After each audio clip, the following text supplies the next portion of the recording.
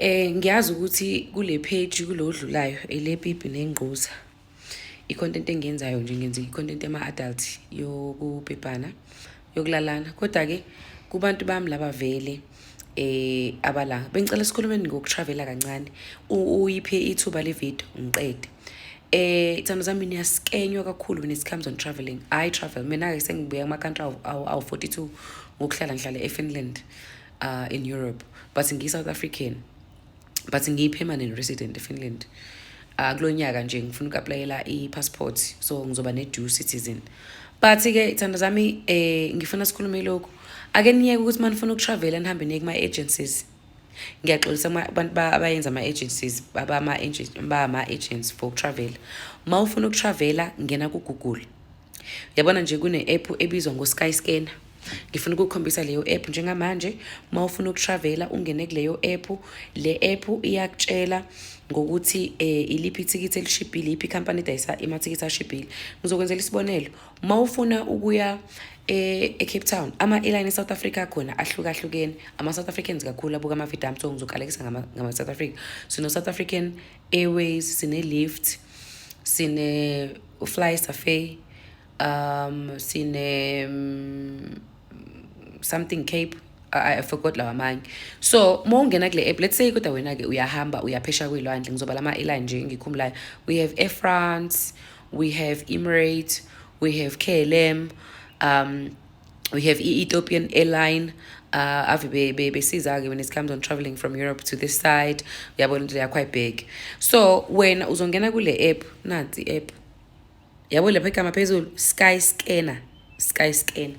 That is your new traveling agent. Ungena kwi-Skyscanner, ufuna ukusuka hlaphe eJohannesburg uya eFrance, ufuna ukuya eParis, uzofika ufake la uthi Johannesburg.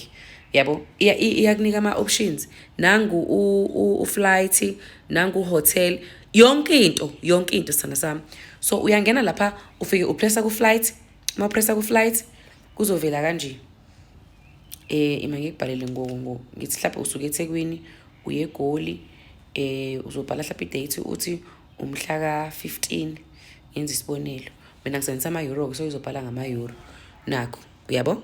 So isiyakhombisa la ukuthi what airlines are cheaper right now. Ukuya eGoli usuka eDurban kuba uyabo ngoba ama-euro ke la kumina u-23 € is about 420 rand, 450. Mangabe ngiscrolla ngibheke ezansi nangu uFly Safari uyavela, uyambola eceleni uyakhombisa iprice yakhona. So uSkyscanner uyakhombisa ukuthi iyiphi i-airline ngaleso sikhathi ongabhukha kuyo e-cheaper compared to lawa amanye. Yonke into lapha ke ku-Skyscanner mina ngikaze ngize ngiscam. Abanye bazothi ngisaba ukuscama okwashaka cuma uvusa amalangabi. I will tell you as a business person, sometimes aba khona ama-hiccup kwi-business, kube khona i-customer lingekho happy and mhlase libhala ukuthi belingekho happy, alisabhala into eyenzakalile lizobhala amasimba. Lana ke also khona booking.com under yona uSkyscanner khonoba ma ufuna ucomplaina uyakwazi ucomplaina under uSkyscanner, okusho ukuthi you guys are having a company escama abantu. I've never had any issue. Usufuna ukubooka ihotel ake, okay, usuyabooka ama-flights, mhlawumbe i-flight yakho imalini iwu-16,000, uyibhookele wena uyazi uye eParis. Emva kwalokho uphinde uyapressa futhi khona lapha phakathi kwi-app, awusapresse ke manje ubani u-flight usuya ku-hotels. Funa ukubuyisela emuva ngikhombisa. Ngibuka ama-video la abantu kuyatrend, abantu baskenyiwe, abanye basabuza which agency should I use? I want to travel around the world. Which agency should I use? I want to go to a certain country. You don't need an agency, you need your cell phone. You know, you can even go to Google. Ukuthi mina mangabe ngigooglishile ngibuye ngisabe. I trust and I travel so much uSkyscanner. Okay, nakho ke sibuyele la. Angithi ukade press u-flight wakhombisa wasearch. Manje usuzoya kephi? Usuzoya ku-hotel. Lalela ke dala uyahamba usupressa lapha ku-hotel. Let's say nje ngizothi Helsinki because I live in Helsinki in Finland. La izongikhombisa amahhotela ahlukahlukene. Nawa kamahhotela, don't mind inzipho zami zindala. Nawa amahhotela iyakuvezela ashibhile, iyakuvezela amahhotela abizayo. Sithanda sami usuphinda futhi uyapress ukuthi the whole week ufuna ukuhlala kuliphi ihhotela, uyakhokha kuyo i-app kulo whole week. When you arrive ku destination, you know where you are going. Usuzozama i-transportation. Nansi into engizokutshela yona nge-agency. Kwi-agency, let's say ithikithi lakho beli u-21,000, i-agency izokutshela ukuthi ama-flights awu 30,000. per person usebambe ini imali yakhe. So it's not cheap ukuya kwi-agents. Nansi futhi enye into, i-agent izobhukhela ihhotela. I-agent wena uzothi ngifuna ihhotela elimodeni or ihhotela elibukeka phakathi liklasi or professional, or I just want something to lay my head. Let's say ubebhukhela ihhotela la 1000, uzokutshela ukuthi ihhotela beli 1300 per night. U300 uyakephi? Uyakuyena. You understand? So it's always like, guys, I wish I could even be a traveling agent myself because I've traveled around the world. But again, I have maybe 2 years ago, I think I ngayihlayela le content, guys, ngayihlayela le content yokutravela, ngayihlayela le content yokuthola imisebenzi phesheya, ngayihlayela le content ngabona ukuthi people instead were so lazy kunalokho ama DMs ami ifoni ibizovele ilokhu iringa, abantu bangifuna imisebenzi, abantu bangifuna lokhu bafuna ama link, umuntu akafuna ukuya ku Google. Manje I don't do that. Do not uze ku WhatsApp, wese ku WhatsApp wazokhuluma ndaba umsebenzi ngiyakublock because angazi lutho. Mina ngizazela ukubhebhana njengoba ngihlale nisho nokupheka. Mina ngafika eFinland phesheya kwezilwandle ngoba ngangishadile nendoda yakhona lapha phesheya kwezilwandle engangiyithola eSouth Africa ngayaphesheya.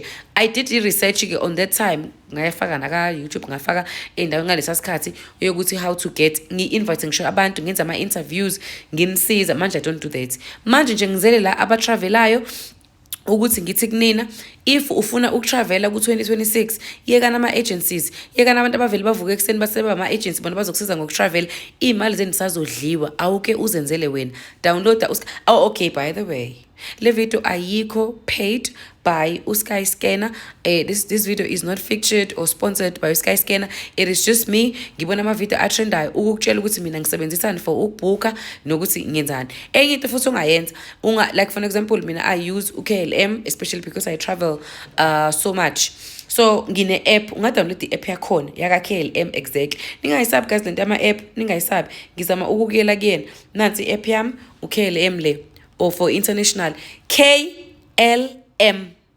Njengoba ngisho KLM, uhambe uyomsearcha njengamanje as i-app if you want to travel international.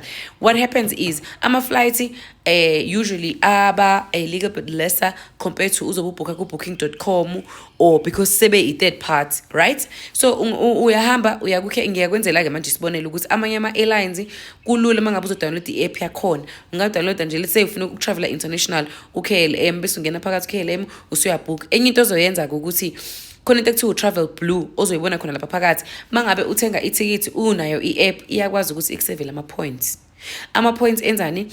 Let's say utravele ka-3 ngonyaka, mhlambe ama-points usunga-add luggage mahala, but it's not mahala, usebenzisa ama-points. Mina ngitravela kakhulu nje kuzofika a point where I'm not even paying for i-flight, sengisebenzisa ama-point ami ngaleso sikhathi ukuthi let me buy a flight or ngifuna uku-upgrade.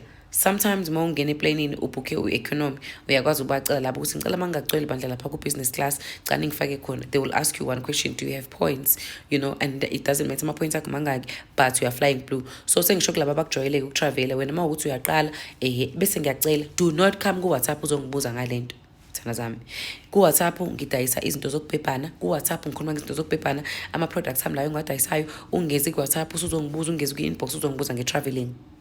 Thatha le information engikunikeza njengamanje, uma unombuzo ufake kwi-comment section, abatravelayo kwi-comment section bazokuphendula. Mina nje this was just me, njengomuntu otravelayo, njengomuntu ohambayo amazwe, ukuthi ngikutshela ukuthi sithanda sami, mangabe utravela yekani ukudliwa abantu, yekani ukuthi lokho nisenifuna ama-agencies. Just do this thing for yourself. Msalufu, ngiyabona into leyo right-take. Ngiyanithanda, ungakhohlwa ukulike, ungakhohlwa ukushare, ukukhumbule i-content yami akusiyona yokutravela usually, but ngiyaposta there and there. I-content yami masibhebhane.